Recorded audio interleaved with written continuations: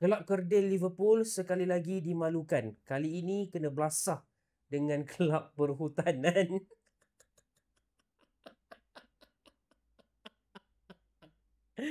By the way, kalau korang tengok video aku, sebenarnya aku bukan dekat rumah ni, aku dekat kampung. Kalau aku ada cerita dulu kan. Aku ada pergi travel. Sebelum travel tu Liverpool kalah. Time aku travel tu pun Liverpool kalah. Lepas aku balik travel pun Liverpool kalah. Aku dekat rumah pun Liverpool kalah. Ni aku dekat kampung ni. Dekat Kedah ni. Liverpool masih lagi kalah. Jom kita sembang sikit pasal aib EPL yang satu ni. Sebelum tu, korang yang minat konten-konten bola sepak, tekan butang follow dekat sini. Dah tekan. Mantap. Sebenarnya, sebelum game start, aku ingatkan Liverpool dapat kelebihan. Sebab apa? Diorang punya flop signing. Florian Wirtz tak main.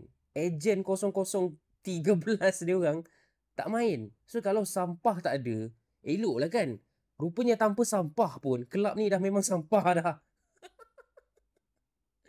Aduh, hai, macam mana kau boleh spend beratus-ratus juta tapi ini result yang kau bagi dekat rumah pula tu, dekat home.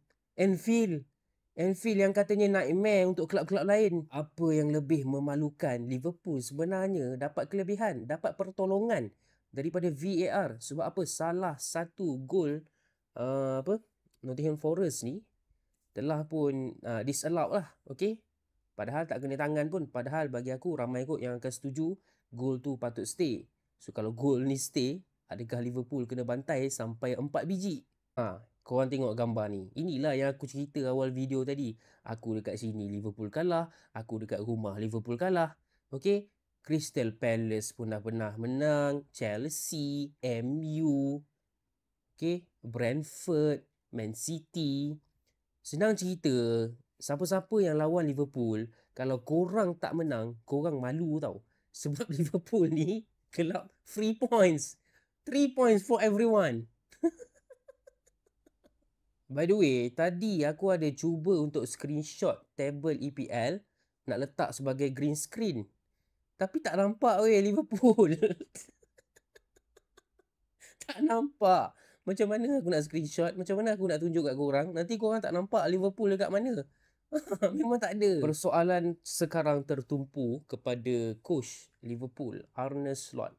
Arne Slot. La la la la la la. Dulu kan dia orang bersorak pasal Mamat Botak ni. Aku tahu fan-fan lain memang nak Arne Slot ni stay. Sebab kita perlukan hiburan komedi setiap minggu. Maharaja lawak kita. Inilah dia Maharaja lawak kita. Okey, tapi aku nak tanya fan-fan Liverpool. Korang nak Slot stay ke tidak?